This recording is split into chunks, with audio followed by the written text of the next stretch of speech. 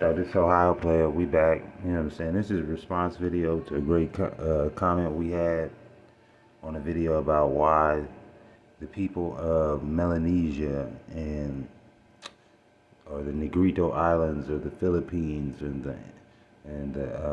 which one called the Easter Islands and Hawaii and these places now look different than they anciently, or not even anciently, just a couple hundred years ago were described as indigenously. Why they look more Asian today? Because of the Hun invasion or the Hunnic invasion of the Negro parts of these countries. Once the Huns began to come down out of the steppes, because they suppose, if we want to go biblically, because I'm not really with that, but these names are so now attached to these people, it is hard to get away from it. So you have Gog and Magog, people who had been trapped up in the steppes by Alexander behind two iron walls. First, they were trapped behind what would have been the Great Wall of China, and also Alexander built the Great Steel Wall. We're gonna pull that up later. But it says, letting this brief description surface for the physical characteristics of the islands we find in the ethnographical conditions even more curious than the populations is estimated at between 7 and 8 million, divided into about 80 distinct tribes. Of these, there are probably some millions of people who have never heard of us this day, and many of whom may never have heard of Spain. The original inhabitants are a black race of uncertain origin. Negritos, the Spaniards call them. We have been driven from the coastline of the mountain fastness. Their relations to the other inhabitants is about the same as the North American Indian in the early parts of this century. They are savage, foul, their teeth, tattoos their bodies, and make household ornaments of dried and very varnished heads of their conquered enemies. These blacks were driven back but were never subdued by the Malays, probably some hundreds of years ago, and these were again driven by, also never conquered by, the immense excursion of the Mohammedans from no one known just where and when. These Malays and Mohammedans and Malays and the Igritos, or wild men, now from the bulk of the population. The first are part heathen and having integrated upon the heathenism of the form of the Church of Rome. The Igorites are apparently pagan aborigines and are distinct from either the Mohammedans, the Malays, or the Negritos. They occupy and share with the Negritos a large territory that was not under Spanish control. The term Igorites has been general one for the untamed tribes, except the Negritos and the Moros. Some of them show mixture with the Chinese, often are copper-colored and take scalps like the North American Indians. One tribe may specifically of head hunting like the Dacas or the Borinos.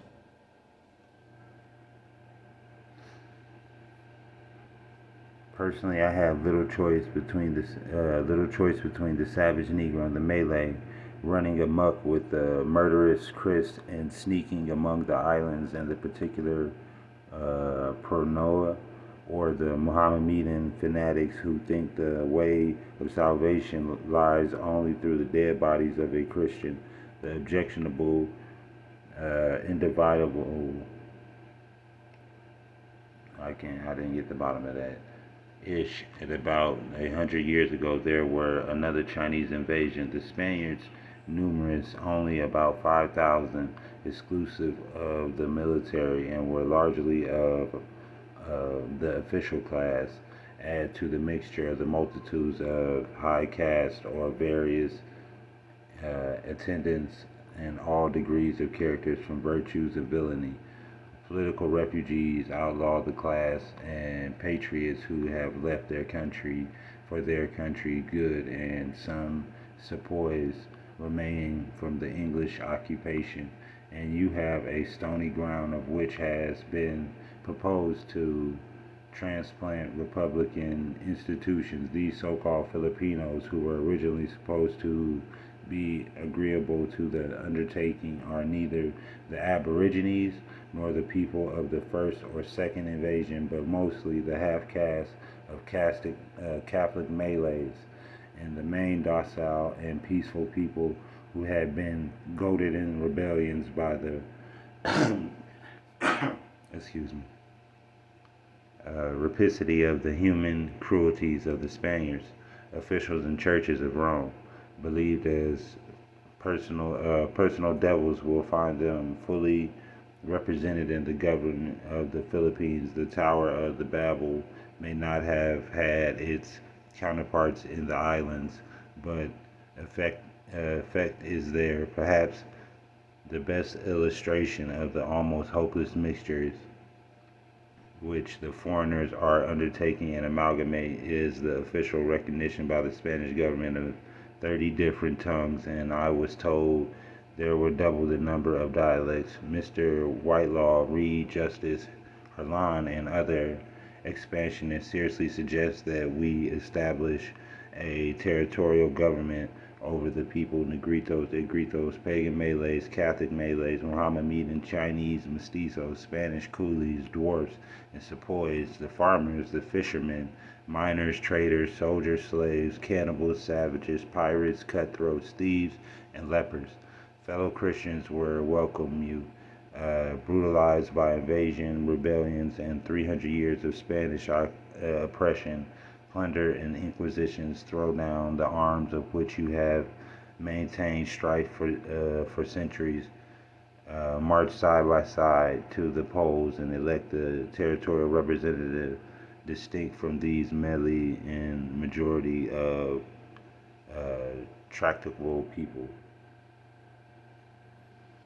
It says tribes of Negritos may be seen in figure 16. This man is surely Iberian. That were his skin is white and his hair is straight. They might pass for European. The forehead is vertical. The face is long and thin and slightly pronostrous. The nose is slender and straight, and the chin is sharp. The ears are typical Iberian with dependent labuli or something like that. Labuli, I think that's what it says. Everted concha rolled out this spiral-shaped helix. The man undoubtedly represented the results of the previous cross of Negrito with the Iberians. It would appear from his combination of the Iberians from the kinky hair that the hair is physiognomically our separable character is hereditably and follow Mendel's law, whereas the ears from the physiognomy hang together as a character complex, although the two may be separable. The primitive tribe is more prevalent among the Zambos, Negritos than any other type, and more of the Maraveles, Negritos, and characteristics of primitive Negritos and Zambos may be seen in the figure. Notice the bowl-shaped ears, the broad flat nose with the flaring nostrils that open somewhat forward and broad head and face, the full lips and the small chin, and the legs that are short and the body is relatively long. The Negritos with the ostraloid show in figure 12 and then contrast both with the Iberian Negrito. The difference in the relative proportions of the limbs and parts, as well as the difference may be noted. The Iberian has a long, slender nose. The Australoid has a large, straight nose and a primitive and broad, flat nose. The face of the Iberian is long, and the Australoid is oval. It says, white Negroes. They're men of all color of chalk with the eyes of a cat or owl, are found only in the torrid zones to the 10th degree or the thereabouts from the equator, and Longo, Congo, Angola, in Africa, Ceylon, Borneo, and Java in Asia, New Guinea, and the Terra Australis and the Darien in America. But what is mostly remarkable, wherever found, there is held the highest degree of respect of even veneration, not by the vulgar alone, but by the foreigners of Africa and the Indies who consider these possessions of them in the courts and about their persons as their articles of magnificence, looking on them as being distinguished, not uh, disgraced by nature. It is curious to find by the letters of Cortez that the same idea was entertained of the Boussards in America, that Montezuma and 3 or 4 of their creatures in his court. In Africa is woolly hair, in Asia long and pendant, especially white as snow and reddish, varying of yellow. The whole form announces a feeble and viterated constitution. Their hands are so ill made out that they are more properly to be called paws, and the joints of the fingers are in a manner knotted, and their motions flow or slow to desert. Because you gotta turn these F's into S's. Deserting to play on the muscles of the lower jaw and come out much beyond the upper, so imperfect that the labor is generally chewing their ears and formally differently from ours, and the tissue is inner in the shell, more constructed, and the lobe long and pendant. Though the physiognomy of the Dandos is not precisely the same with that of the Negroes or discovered, nevertheless, their features have a face that they are African origin, and like the manner of the Caracalas are distinguishable to those of the Asiatic extraction. These things are one and the same, and the justified in the assigning them to one of the general common constant origins. The Boussards, or white Negroes, through the born of a black and copper colored parents, have never been black. They are met with the principally toward the center of Africa or the extremity of South Asia. They are called Dandos by the Africans, the Caracals by the Indians. They are low in stature, not exceeding 4 or 5 feet in inches. Their color is faded white, like that of paper, or I don't know what that is, muslin, or muslin. I don't know what that. They are born of the color and have never changed at any age. Their sight is so weak that they cannot bear the broad day, during which they keep close and foully forth in twilight and moonlight, and they range the forest and hunt with acridity, even in large game. Their eyes in form, effect, and resemble those of cats. Their hair. Okay, so as you begin to have tribes that also begin to keep it in the family, you begin to have these albinism happening, So we also have this happening all over the world, and they find white tribes amongst Negro tribes. They still resemble Negroes, but they're not, So you also have that mix also happening. So as you can see, the world isn't so easily to say, oh, we were all this in one place, because even certain tribes chose to mix amongst each other, into the point of almost albinism, or bleaching out to the point to where they had to hide in woods and only hunt at night. And just like the Moon-eyed Choctaws, you had certain Moon-eyed Choctaws, and you heard the Cherokees, and certain people speak of their white tribes that were around. 0.1 O. Q Negritos. All.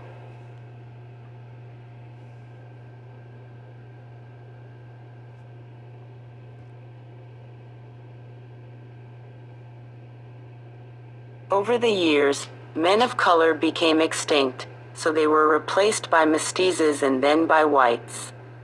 Since the dance was bold, they had to make masks. The Negridos has 2 steps with own label. In the first goes the old image of Christ Foundation.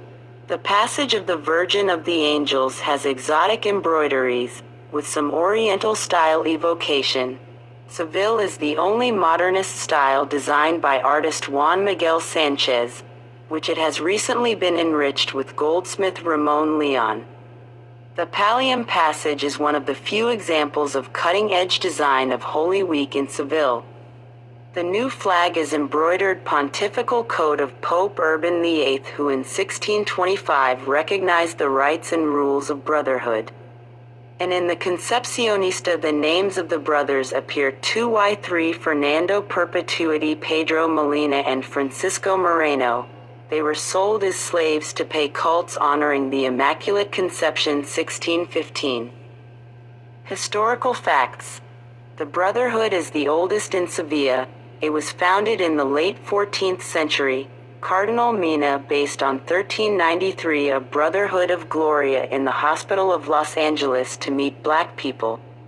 It merged with a Brotherhood of Penance, also blacks, founded in 1554.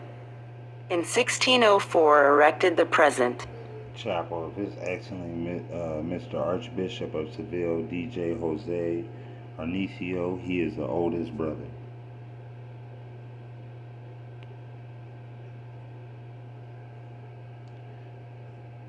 Sevilla, it was founded in the late 14th century. Cardinal Mina, based in 1393, a Brotherhood of Gloria in the Hospital of Los Angeles to meet the black people. It is merged with the Brotherhood of Pence, also blacks, founded in 1554. In 1604, erected in the present chapel, His Excellency Mr. Archbishop of Seville, Dan Juan Jose Arsenio.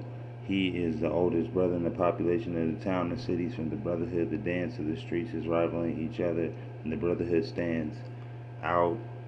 The bold ones and varying in number, and then generally found the 2 parallel rows, each row heads by the blacks called caparals, and they are also the characters of the Turk, the lady, the flag bearer that represent the white man who wielded a flag of freedom, and the old gentleman, also called Carachano. The Brotherhood of blacks are attended by the butler to worship the baby Jesus. The brothers are compete with each other and other attention to their dances and their party guests. The butler has a historic existence between in the past of these stewards hired blacks to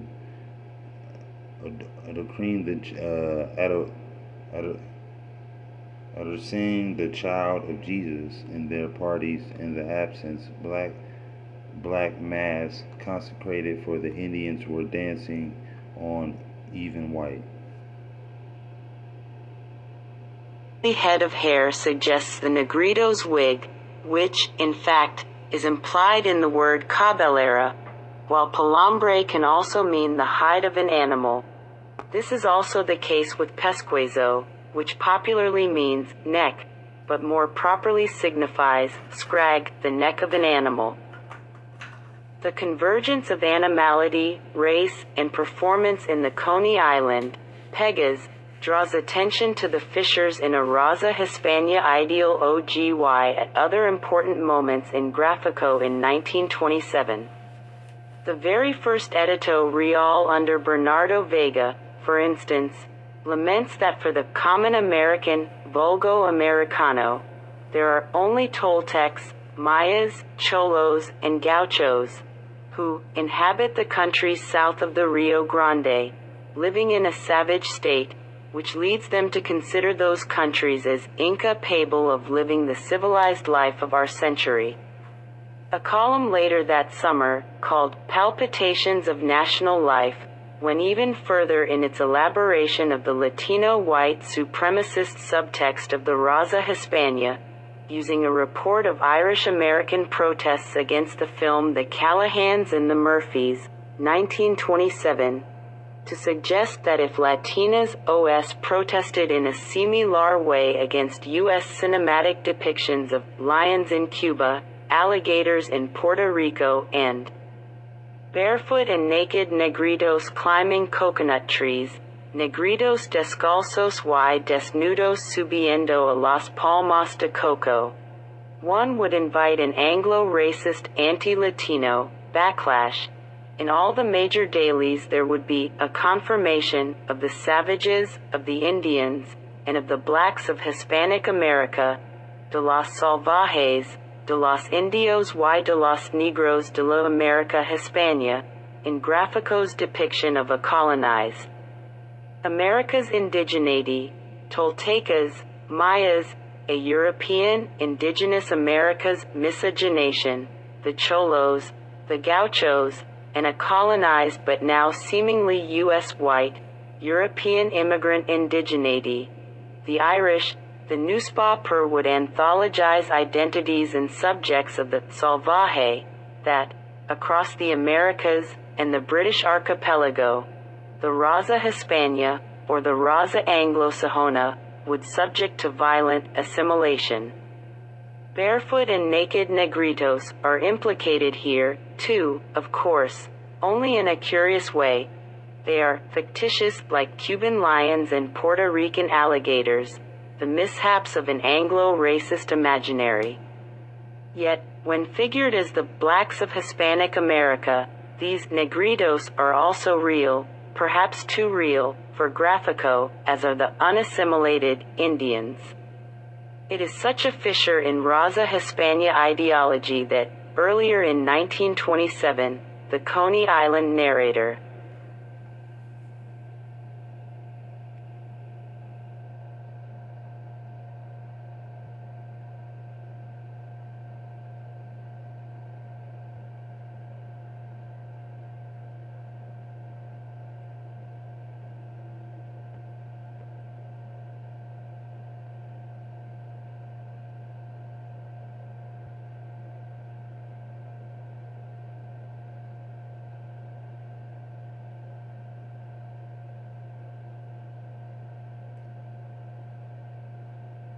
Bolivia Carnival, Negritos de Huanuco, paying homage to their dark ancestors.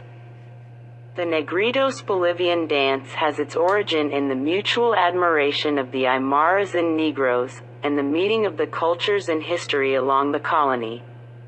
It is performed during the Oruro Carnival and other important festivals. The dance is a tunduncle variation. It is originally from the subtropical areas of Bolivia. The Negritos dance attracts and amuses the tourists with contortions, rhythm, colorful dresses and hats. The pastorine, now known as a hat, rigid lined cardboard hat, similar to that of Mexican charro, with stiff wings whose edges hang small pearl meshes, a toquilla, wide ribbon, corp borders the hat with the name of the gang or brotherhood of the blacks.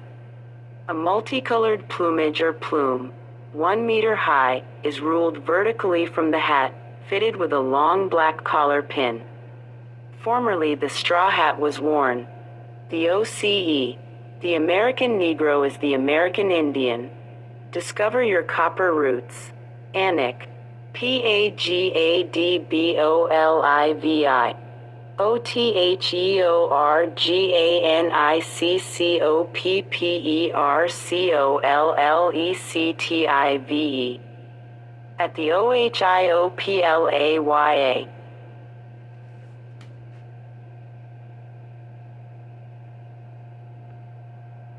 So as you can see, we have this mix of the Brotherhood of the Blacks coming out of Spain, going places like South America, going places into the islands over there in the Philippines and different places. So this is the mix that happened with the Muhammad meetings that they are saying. You know, the people of Spain and Iberia that were kicked out, that caused this certain cast of people that would be in like South Carolina, Florida, the Texas areas, going down into the eastern coast of America. Some coming in on the western coast of America later, being brought by the Spanish or being brought by the Chinese a little bit earlier. You know, these people they were traveling with the Negritos. The Negritos and these certain other tribes are the ones who were the good sailors. You know, the Negrito tribes are known as the first ocean travelers. We have to give it to them. They were known as the first to hit the rafts. The Polynesians were the first ones to track the stars. If you check my old videos about the Polynesians, I'll let you know about how they were the ones that were your best sailors. So they were the ones that everybody wanted, that were going around doing the most trading in the beginning, and eventually gave up the secrets. But let's keep on. The Spanish explorers of the expeditions of Miguel Lopez de Legazpi first came to the islands in April 1565. Legazpi dropped an anchor in Bohol and sent his men to scout out the island because of the strong current of the Tanan Strait between Cebu and Negros. They were carried for several days and forced to land on the western side of the island. They reported seeing many dark-skinned inhabitants and called this island Negros. Negros means black in Spanish. These islands were sparsely scattered at the time and expected for a few coastal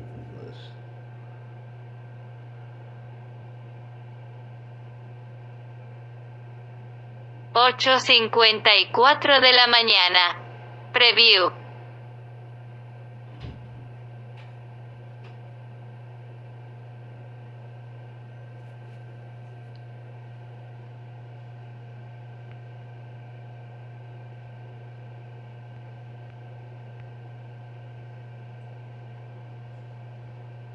«8:54 de la mañana. Preview. Negros, negros indios, afromexicanos, raza, nación e identidad en una comunidad mexicana morena, Guerrero». Laura A. Louis James Madison.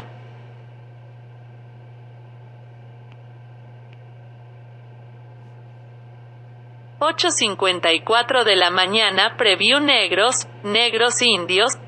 8:54 Preview. Blacks, Black Indians, Afro-Mexicans, race, nation, and identity in a brown Mexican community, Guerrero. Laura A. Louis James Madison University. Several years ago, 2 artifacts surrounded by barbed wire were found on a plot of land in San Nicolas Tolentino, a town on Mexico's southern Pacific coast that is home to many people of African descent. One was a round house of mud and cane with a conical roof, built in the early 1980s during a visit by an anthropologist.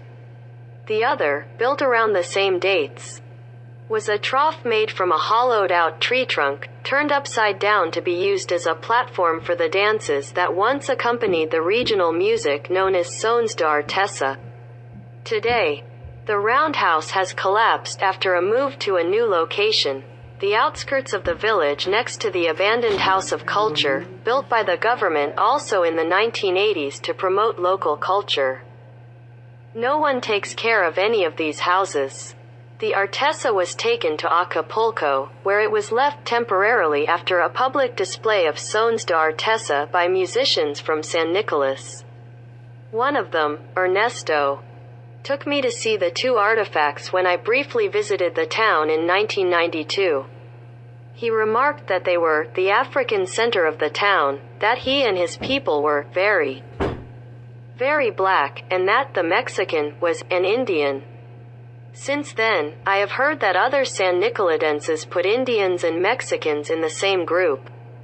The authentic Mexican is Indian, said Margarita. The Indian, well, Manuel said, the flag, the money, an eagle, a nopal. If you are an Indian, the flag belongs to you. Ernesto referred to his people as blacks.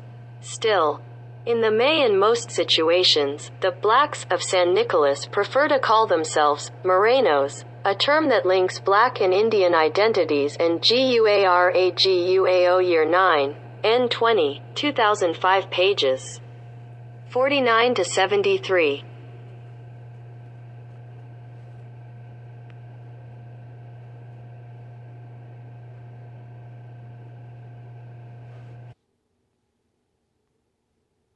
Cristo Negro, Black Christ, also known as Nazareno, nicknames, Naza el Negro, El Negrito, El Cristo, and El Santo, 1, is a wooden statue of Jesus Christ in Iglesia de San Felipe, a Roman Catholic parish church located in Portobelo, Panama.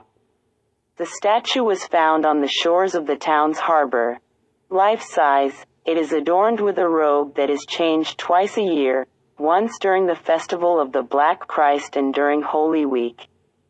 Black Christ is venerated throughout the year, most particularly on October 21st, during the festival of the Black Christ. 2, 3, 4, 5.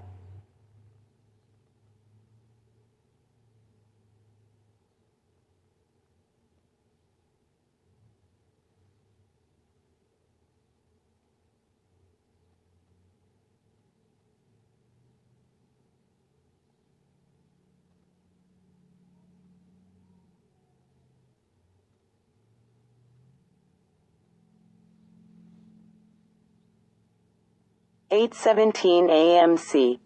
Q Indians. O. All.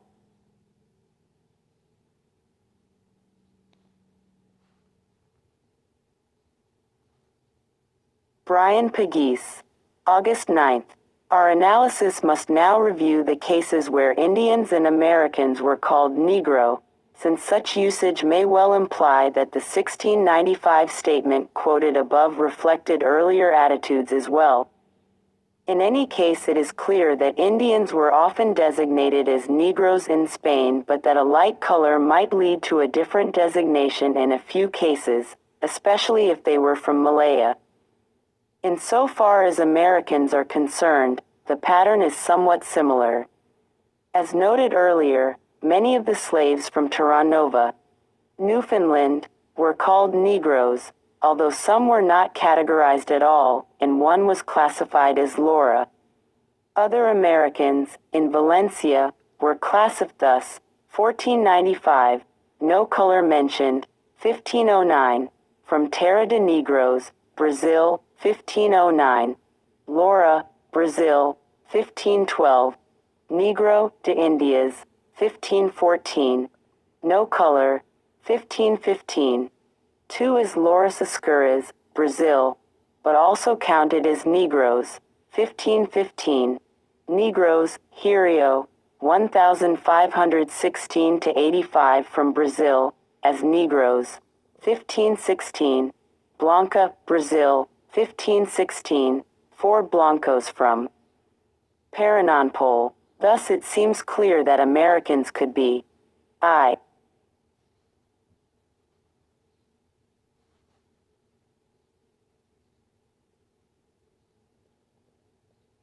Cenarian regions, Negritos. This is the Cenarian region. These are the Negritos. These are the Asians. The Cenarian region, we're going to get back to why that word Cenarian is so important.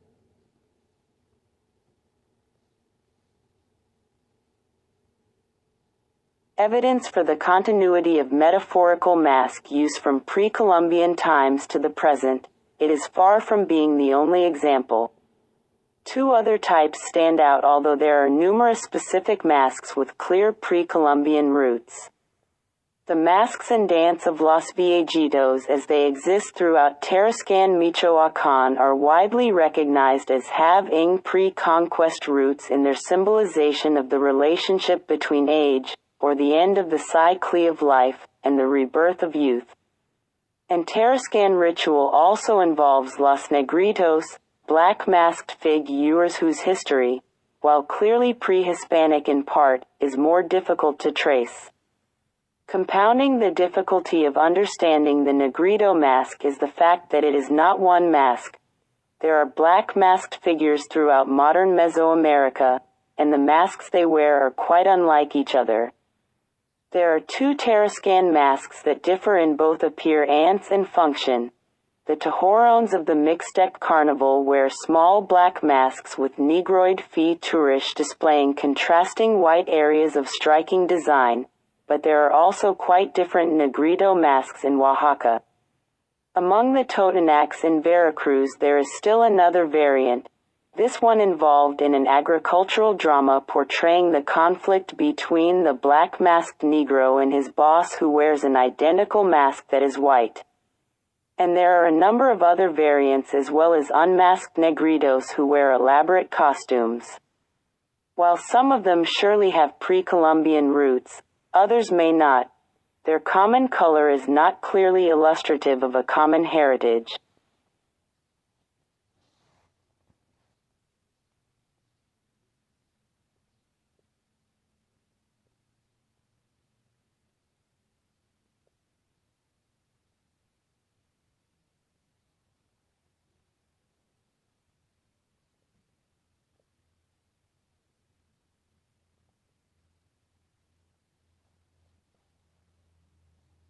%.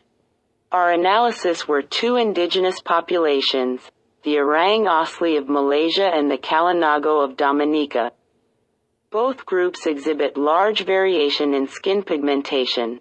The Orang Asli of peninsular Malaysia consist of three tribes, Senoi, Proto-Malay, and Negredo, who have a complex ancestry. The Kalinago have primarily Amerindian and West African ancestry. DNA samples and skin reflectance measurements were collected from a total of greater than 1,000 individuals. Skin pigmentation, expressed as melanin index, ranged from 20 to 80 units, averaging 45.5 and 45.8 for the Senoi and Kalinago, respectively, as compared with 25 and 21 for East Asian and European and 55 and 56 for Negredo and West African, respectively. Samples containing downstream analysis to minimize interference with East Asian and Amerindian pigmentation alleles.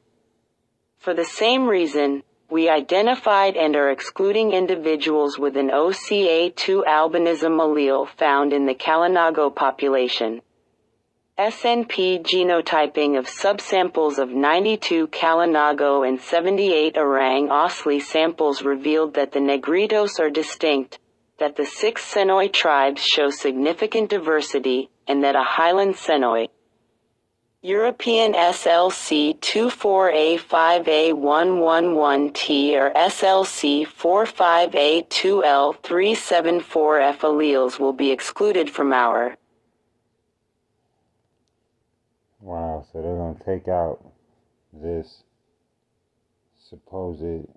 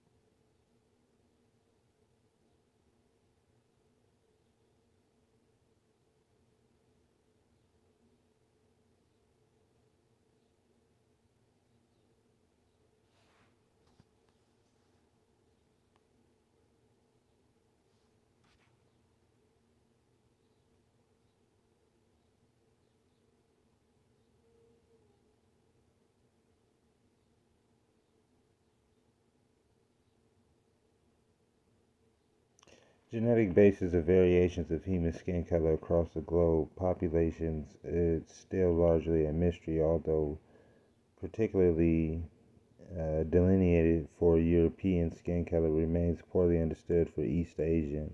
For mixed individuals, we are far from specifying skin color purely from genotype. Modern humans are thought to have retained dark skin in the equator regions, such as Central Africa, in order to prevent destruction of the essential nutrients foliated by UV light.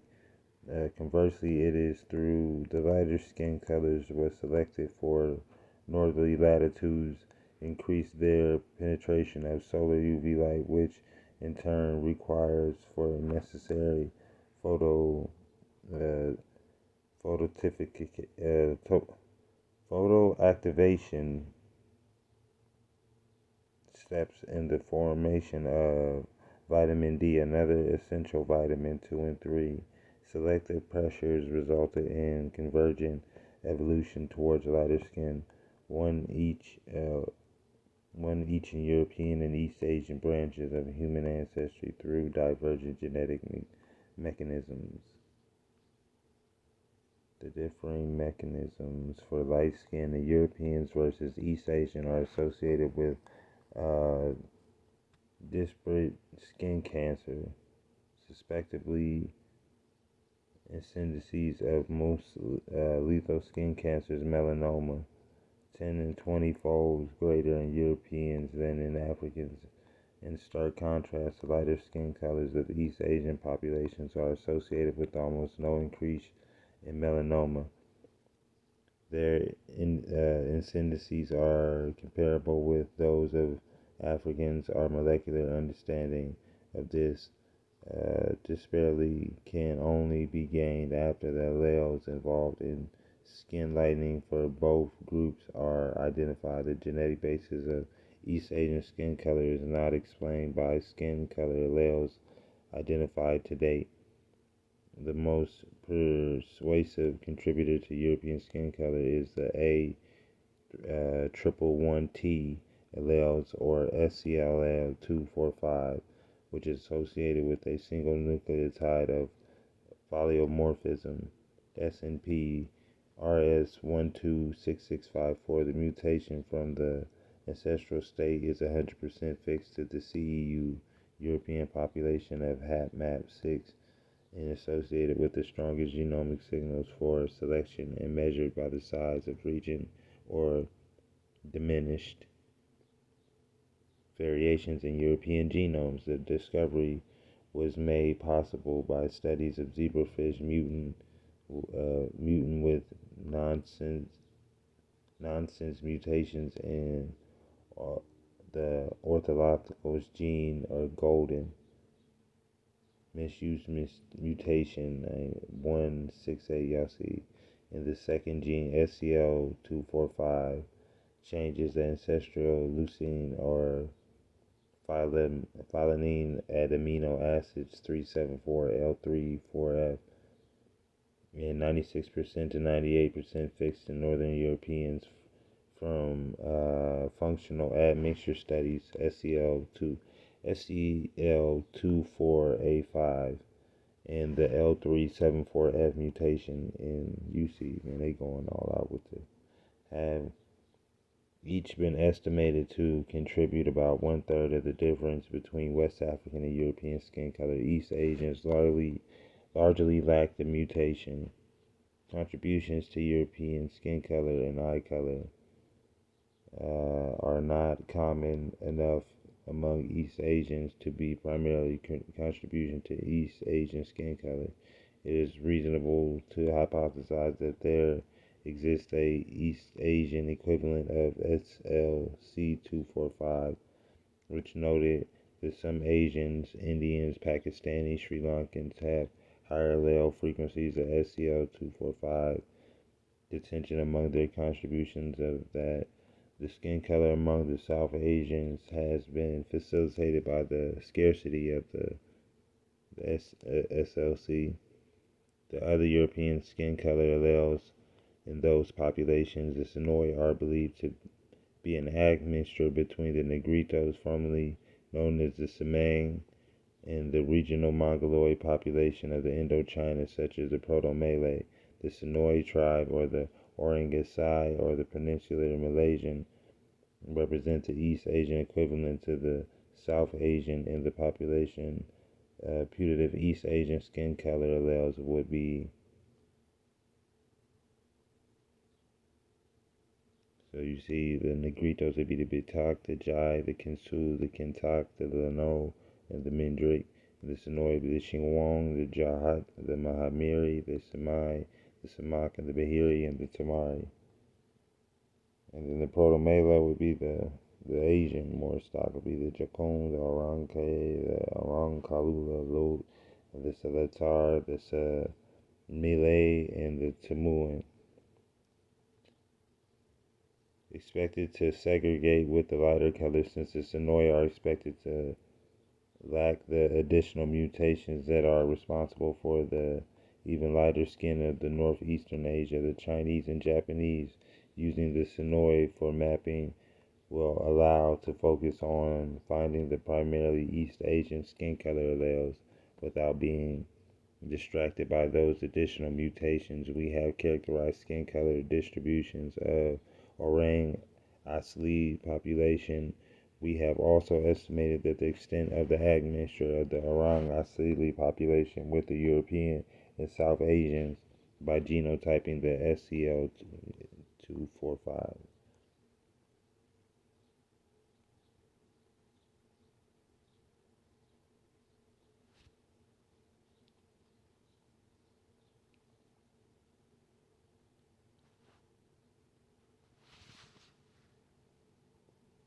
Up by the coasting vessels, some strier, and many died with disease.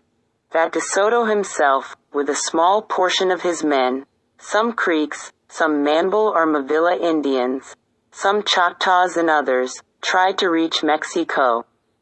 He promised the Indians that accompanied him that he could make a peace with them and Cortez, or those Spaniards that had driven them from their old homes. And not far from a small lake and west of Red River, he built a fort to protect himself from the Neches, Natchitoches and Nakadashes Indians, that he there died. This is the account given by all the Indians, and those that were acquainted with their traditions relative to the march of De Soto through the country. The fort is yet very visible, and is known as the Azadais. It is in Natchitoches Parish, in this state. This was Colonel Silas Dinsmore's account, obtained from the Choctaws and Chickasaws, who was their agent at an early day, and a man of great intelligence. It was also the account that old Mr. Peachland gave, who lived among them many years. The Creek Indians say they once had a giant chief called Tustanagalusta or Black Warrior. But Tusialusa is a mixed word of Creek and Choctaw. Tuska is Creek, and signifies a warrior. Lusa is Choctaw, and signifies black. But whether it was this man that fought De Soto, I never heard, but have always understood that at Thalay-Walla was the place they fought. The old French and Spanish settlers on Red River said that the descendants of De Soto's Mod Hapa Vey the natives when these nations, tant in. Concerning a battle that the Spaniards fought with the Indians of the coast. As we said, the Spaniards spent 3 days in repairing their caravels and in recovering their own strength, their chief need being for sleep, as they were very fatigued. On the last day, after noon, they saw 7 canoes emerge from among some rushes and come toward them. In the first one came an Indian as large as a Philistine and as black as an Ethiopian, very different in color and appearance from those that they had left in the interior. The reason why the coast Indians are so black is because they constantly go about in the salt water fishing, for because of the sterility of the country they depend upon fishing for their subsistence. The heat of the sun also helps to make them black, as it is more intense on the coast than in the interior. Standing in the bow of his canoe, the Indian said to the Castilians in a gruff and haughty voice, "Thieves, vagabonds, idlers without honor or shame, who go along this shore disturbing its natives, You are to leave this place immediately by one of those two mouths of this river, if you do not want me to kill all of you and burn your boats. See that I do not find you here tonight, or not a man of you will escape with his life." They could understand what the Indian said by the gestures that he made with his arms and his body, pointing to the two mouths of the Rio Grande that the island formed, which we said was ahead of them, and by many words that the Spaniards' Indian servants explained. Having said this, he went back into the rushes without waiting for a reply. Here Juan Coles adds the following words that the Indian spoke, besides those already given. "If we had large canoes like yours," he meant the ships, "we would follow you to your country and take it, for we also are men like you." The Spaniards, having considered the Indian's words and the arrogance that he had shown in them and in his appearance, and seeing that canoes appeared from time to time among the rushes and then went back, as if they were in ambush, agreed that it would be a good thing to make the Indians understand that they were not afraid of them, so that they would not be encouraged to come and shoot arrows at them and set fire to the caravels. They could do this better at night than in the daytime, being a people who appeared to be very low, but on approaching it to within a quarter of a league from the shore, we perceived by the great fires near the coast that it was inhabited. We perceived that it stretched to the south, and coasted along in that direction in search of some port, in which we might come to anchor, and examine into the nature of the country, but for 50 leagues we could discover none in which we could be secure.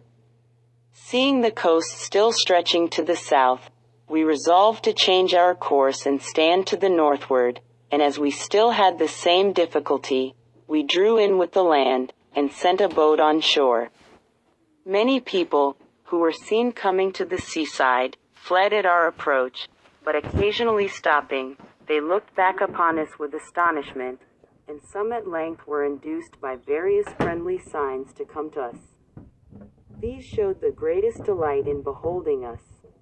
Wondering at our dress, countenance, and complexion, they then showed us by signs where we could more conveniently secure our boat, and offered us some of their provisions. Of their manners and customs, I will relate as briefly as possible what we saw. They go entirely naked, except that about the loins they wear skins of small animals like martens, fastened by a girdle of plaited grass, to which they tie all round the body the tails of other animals, hanging down their knees. All other parts of the body and head are naked. Some wear garlands similar to birds' feathers. At underground American Aborigine, Fernando de Soto, the complexion of these people is black, not much different from that of the Ethiopians. Their hair is black and thick, and not very long. It is worn tied back upon the head in the form of a little tail. In person, they are of good proportions, of middle stature, a little above our own, broad across the breast, strong in the arms, and well formed in the legs and other parts of the body. First it appeared to be very low, but Vasquez de Ayllón made a voyage during that year and possibly discovered the St. John's River. A settlement was established by de Ayllón, perhaps somewhere along the South Carolina coast where the natives were friendly and easy prey. Lowry 1901 to 153-57. The friendliness of the Aborigines suggests that they had not previously encountered the Spaniards. The Florida Indians, being closer to the Greater Antilles, undoubtedly felt the slave raids first, and their unfriendliness was a reaction to the hostile Spanish advances. Panfilo de Narvaez's expedition reached Florida in 1528 and, a sea courting to Swanton, landed near John's Pass just north of Tampa Bay in Timucua Territory, Swanton 1946-37. From there the force moved inland, proceeding to Appalachia country, where they were subject to Indian attacks. Later, the group sailed west to Pensacola where they also encountered hostile natives. The survivors of this expedition eventually reached Mexico after traveling overland on foot. Núñez Cabeza de Vaca 1904, 9-54. The Narvaez expedition was the first to penetrate the interior of Florida. During their northward march, the Spanish apparently encountered only one or two Indian villages until they came to the Appalachia area, Swanton 1922-334. It is most likely they traveled through the sparsely occupied and swampy coastal flatlands after leaving the central Gulf Coast. In the Tampa Bay area, they went to a village where they found many boxes for merchandise from Costilla.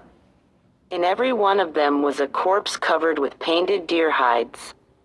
We also found pieces of linen and cloth, and feather head dresses that seemed to be from New Spain, and samples of gold. Núñez Cabeza de Vaca 1904, 12-13.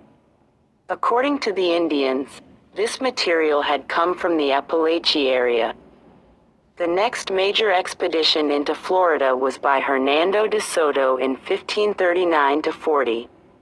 Several narratives, Garcilaso de la Vega, Gentleman of Elvas, Rangel, and Biedma, describe the activities of his expedition, which landed either at Tampa Bay or at Charlotte Harbor, Brinton 1859-15-16. See Bullen, this volume. De Soto's group was composed of 600 men and camp followers and their livestock and prow.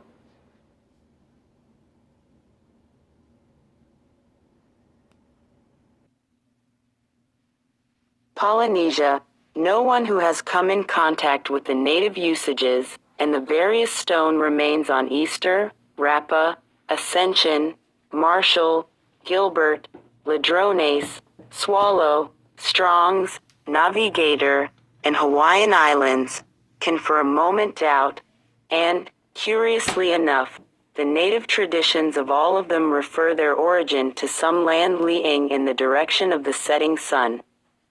Round the harbor, which had been occupied by a powerful people called Anut, who had large vessels in which they made long voyages east, Navi, and west. Many moons being required for these voyages.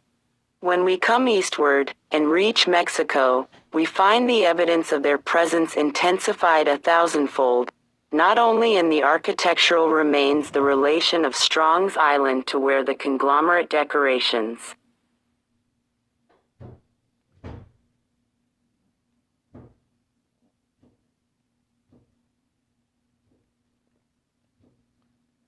The early Polynesian voyagers were some of the best wayfinders in history. They were able to find their way across the vast reaches of the Pacific Ocean basin navigated by the sun, stars, and other natural cues.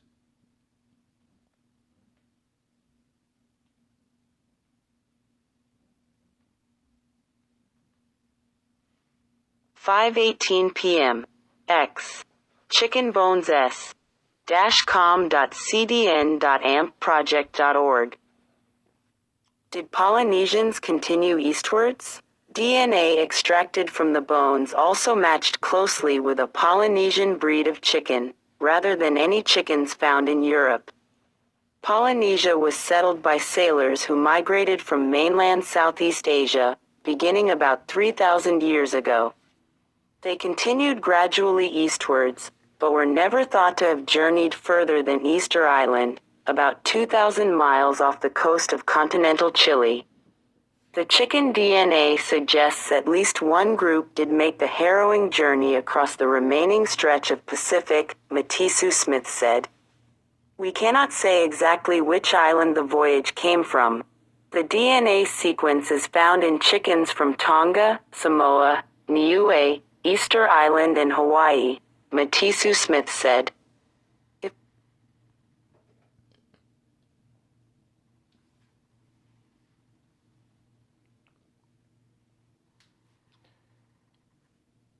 Although importantly seized by the U.S. military forces, the indigenous monarchs deposed in 1890, the island nation became the U.S. state on August 21, 1959.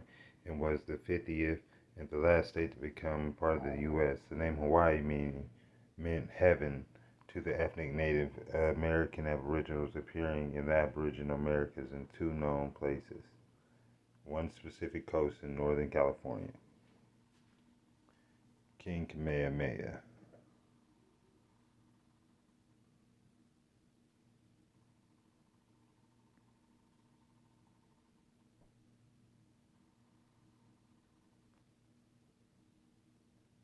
The Hawaiian, how they used to depict themselves.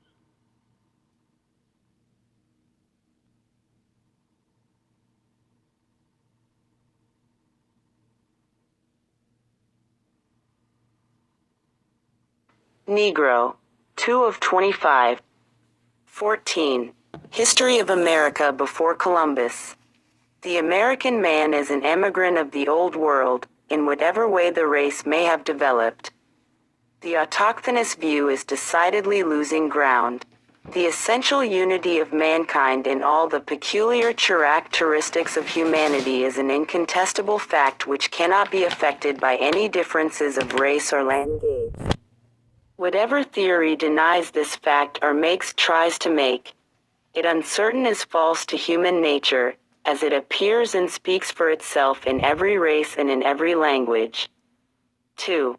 Professor Winchell admits the unity of mankind and the exotic origin of the American natives, but denies their descent from our first parents, Adam and Eve.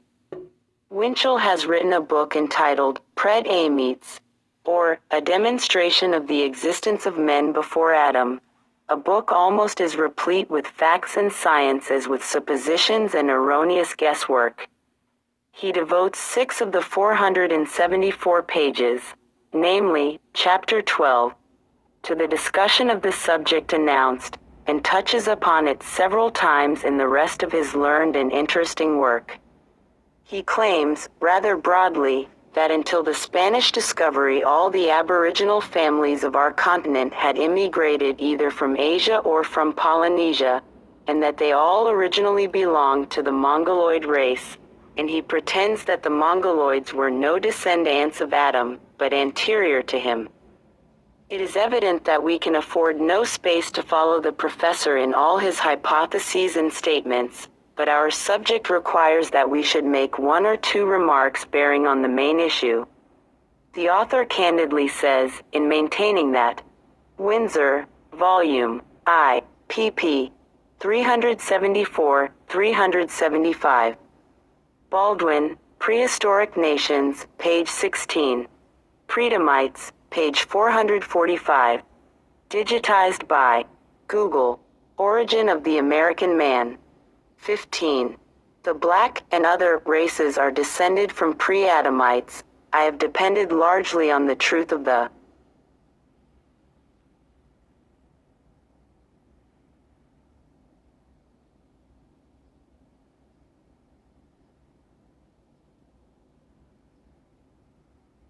Tan Yuan Lang Re 2 to 58 GPN. Fine. 12. Queen Mu and the Egyptian Sphinx.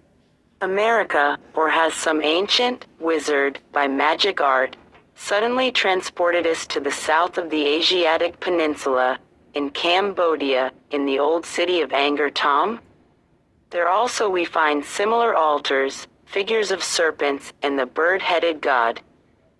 This bird, symbol of the principal female divinity, is met with in every country where Maya civilization can be traced in Polynesia, Japan, India, Chaldea, Egypt, Greece, as in Mayak and the ancient city of Tiahuanaco on the high plateaus of the Peruvian Andes.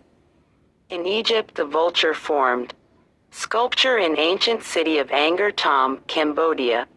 The headdress of the goddess Isis, or Mao, whose vestments were dyed with a variety of colors imitating featherwork. Everywhere it is a myth. In Mayak only we may perhaps. When Banks, who accompanied Captain Cook in his first voyage, visited the great Morai at Otaheite, he saw on the summit of the pyramid a representation of a bird, carved in wood, the Creator. John Watson, The Lost Solar System, Volume E, page 232. Sir Gardner Wilkinson, Manners and Customs of Ancient Egyptians, Volume E, page 375. Digitized by Google.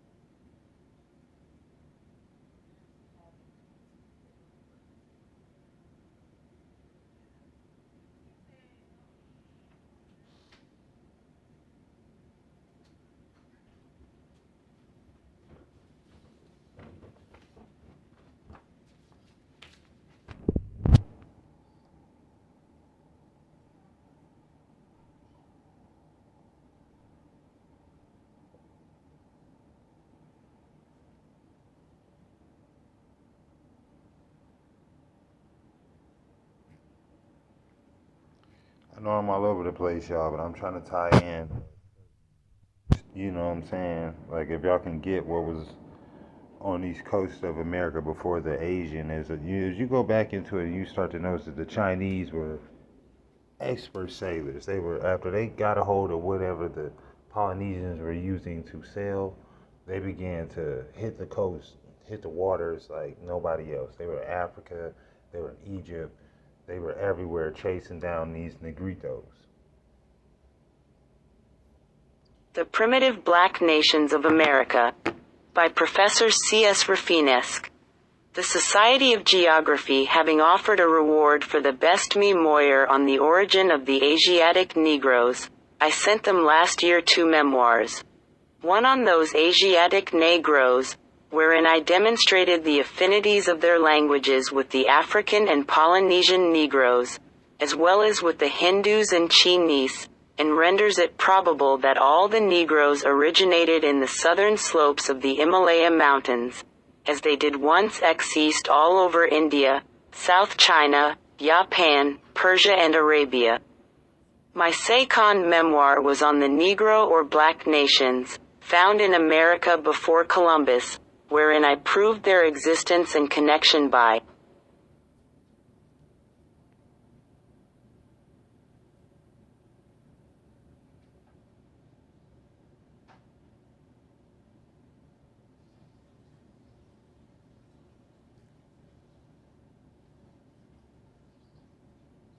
125 equals wired.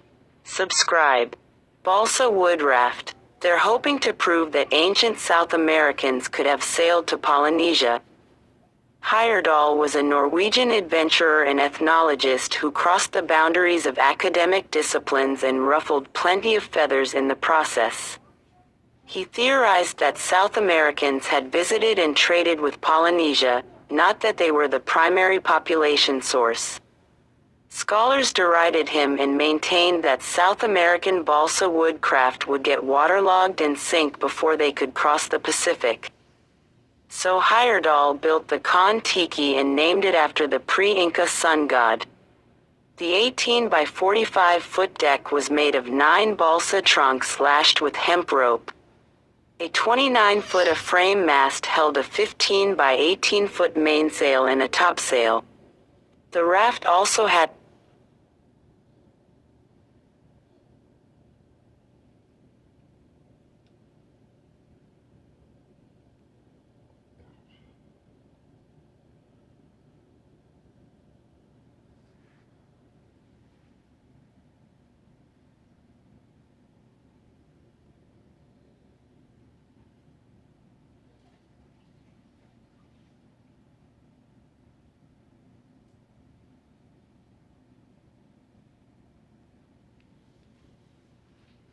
.641.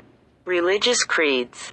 All the various systems AMD theories of monks and philosophers on the origin, climate, inhabitants, and sea of America have been repeatedly destroyed by facts, and yet they find to this day many believers. To this day they speak and write of the red men of America, while there is not a red man, nor never was, in this continent. To this day do they attempt to separate the American languages from all others, while their roots and structure are exactly like many in the eastern continent. When we are led by systems, or do not investigate and compare subjects in all their bearings, we are apt to fall into these delusive mistakes. But whoever will take the trouble, as I have done, to compare the features, languages, religions, customs, and see, of all the nations of the 5 parts of this world, Asia, Europe, Africa, Polynesia, and America, will find, as I have found, that mankind is a unity with many deviations of features, complexions, languages, religions, governments, civilizations, and see, all derived from single primitive types of those affect, and a common central focus. To evince this result in a single but striking point, doubted to this day by superficial inquirers, it is sufficient to mention that there were in America, before Columbus came, nations and tribes of the following complexions: coppered, tawny, olive, dusky, white or pale yellow, dark brown, and black, but none red unless painted, and that all these complexions are also found in Asia, in Polynesia, and in Africa. The Native American Negroes or Black Indians have been seen in Brazil, Guyana, Caracas, Popayan, Chaco, North California, and C. Some of them, such as the Auroras or Cororas of Cumana, were black, but with fine features and long hair, like the Joliffe and Gallas of Africa. Others in New California, latitude 32, called Esteros, are like the Hottentots, Numuquas, Tombukis, and many other Negredo tribes, not blue but donk brown fought completo.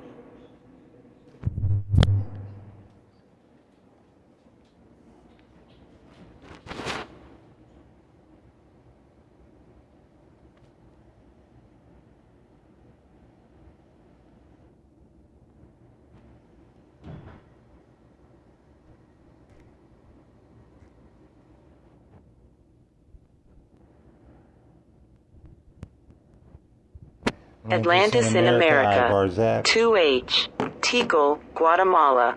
Hooded, steep pyramids at Tikal suggest a culture that could rival, in scariness and intimidation, the Pittsburgh Steelers, or Ho in Star Wars, whichever you fancy. The indication that such STR for show than with any evil intent, is clearly shown by the fact TH create great stone structures. Walls were almost never built around the city-states o Mesoamerica. 192 408. Vade 10. Sylvanus Morley had overseen the excavation of Tikal. When the work was done, Morley declared that it was the most ancient and powerful site in Mesoamerica. In fact, after Morley's death, great Maya sites such as El Mirador, which contained pyramids larger than those at Tikal, were found to be several hundred years older. And the Mayan site of Coelho in the jungles of nearby Belize has been found to be at least 2,000 years older than Morley's date for Tikal. Lee take, and without the thousands of years of observation their astronomical records would require. He shrugged off the question of development with the observation that the Maya were simply the most brilliant aboriginal people.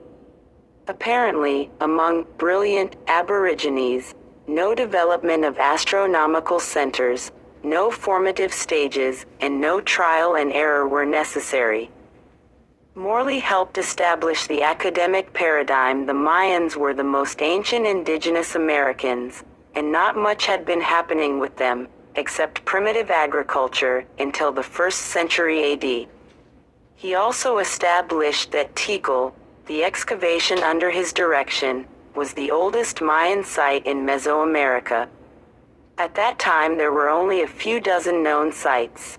Now that there are more than 10,000, most unexcavated, we must question. whether the one Morley presided over was, in fact, the oldest.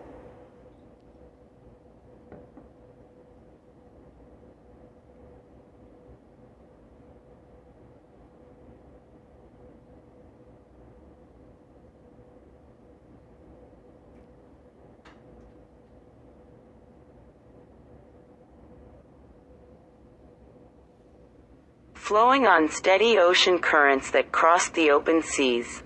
But Franz Boas, who from his post at Columbia University dominated the American Museum of Natural History and All-American Indian Anthropology in the first half of this century, stated in 1925 that the broad expanse of water made immigration impossible. 13 thereafter it was uniformly agreed, among scholars, that primitive peoples throughout the world lacked the vessels and navigating skills, and more importantly, the will, to cross the oceans. Closed book. Boas has spoken. Based on the Boas pronouncement S.K. Lothrop, the investigator who stated that the spheres were out of context, was able to declare Peruvian balsa rafts unfit for oceanic navigation, Fig. 2G, commenting that they could not travel as far as to the Polynesian islands, not even to the Galapagos group, a few hundred miles offshore.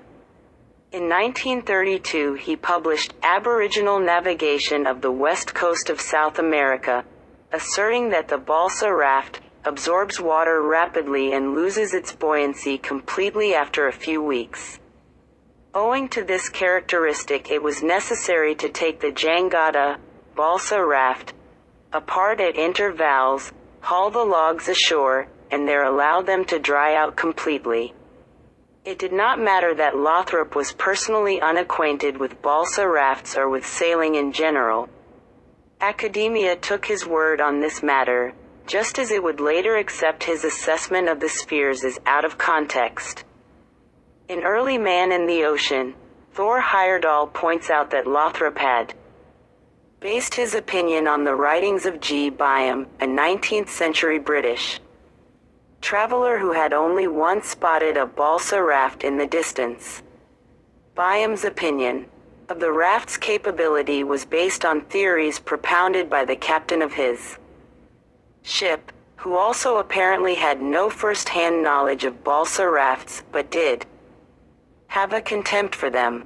Nevertheless, Lothrop's conclusion, based on Byam's account of an unnamed captain's opinion, was taken as doctrine. Based on Lothrop's assessment, Inca authority PA means wrote of the balsa that it was obviously a type of boat that would awake nothing but scorn in the breast of shipbuilders of almost any other maritime people in the world.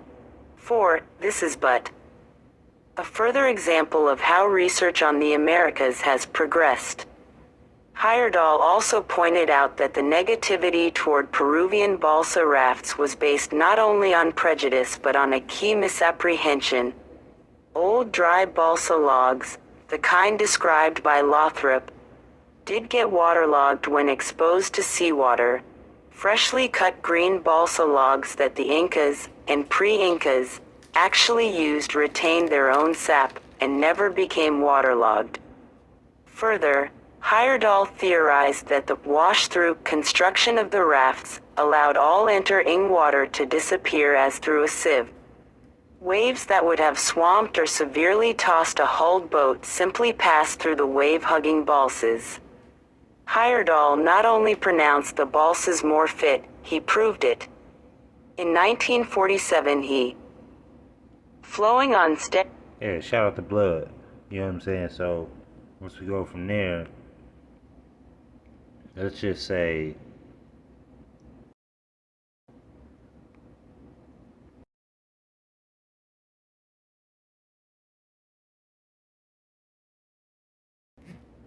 These pictures should match.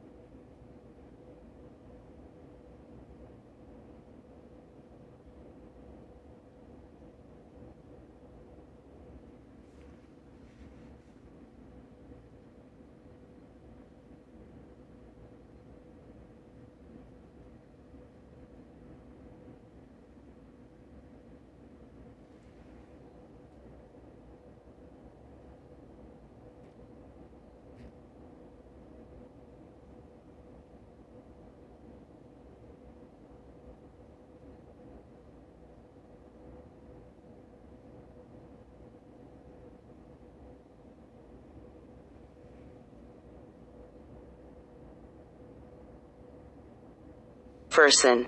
Part Black Americans in the South Pacific. URING. A recent extended visit to the South Pacific I became with a small group of islanders who claim a Amerindian ancestry, are scattered throughout the various islands of the South Pacific and are integrated into the societies in which they live. Unlike the descendants of mixed European ancestry who are classified officially by the various governments in the region as part Europeans, part Black Americans are not enumerated as a separate category. They identify themselves and are regarded as Pacific Islanders. Thus, their exact number is not known. Part Black Americans are virtually indistinguishable from Melanesians and Polynesians in physical appearance, as well as in dress, manners, language, and self-identification. Unlike part Europeans, part Black Americans have not historically emphasized their dual ancestry. Consequently, they received no special privileges during the colonial period, when part Europeans, for example, attended European schools and held special occupations reserved for their group. Even today there are no special characteristics which set part Black Americans apart. Such factors have facilitated the absorption and acceptance of the group into South Pacific Island societies. The arrival of Black Americans dates from about the mid-19th century and the heyday of the New England whaling industry. American whalers sailed from a number of ports, the most famous of which were Newport in Rhode Island and Salem, Nantucket and New Bedford in Massachusetts.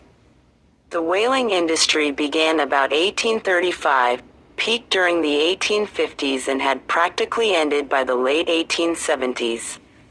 Early visitors to the area were generally welcomed by the chiefs and people of the islands. In Fiji, it was the practice for local chiefs to adopt visiting foreigners, who were esteemed for their knowledge of Western ways and skills with munitions. Every chief of standing soon came to rely upon people who could mend muskets and cast bullets, and it was common for foreigners to become attached to royal households. Chiefs spoke.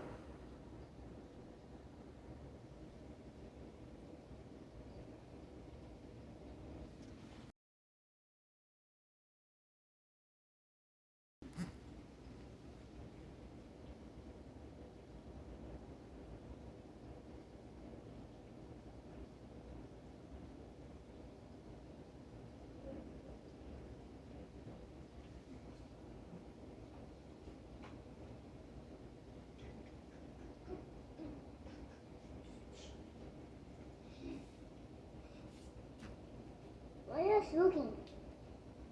Sorry. Huh? What? My fault. I'll do better. Better?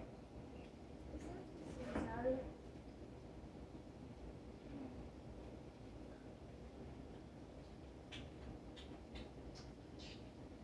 That's your food.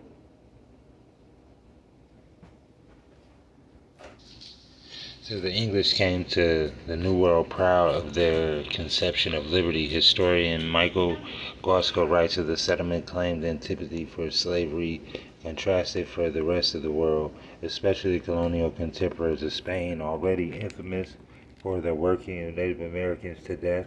Yet after the Pequot War of 1637, the Puritan ship captured Pequots to bondage in small Puritan communities in the coast of Nicaragua called Providence Island. They were called cannibal Negroes to distinguish them from the native mosquitoes whom the Puritans wished to maintain good relations. Also called the Anglo-Americans' first true slave society. Soon after 1641, Massachusetts became the first North American colony to allegedly authorize slavery. Several hundred other Pequot captives were in bondage there where African slavery was already established. Guasco notes the Indian slavery and African slavery remained distinct, and in the mind of early colonists there was little ambiguity about the morality of enslaving Africans. The demand of labor was great in the race-based plantation system. Okay, that's a whole bunch of opinion after that.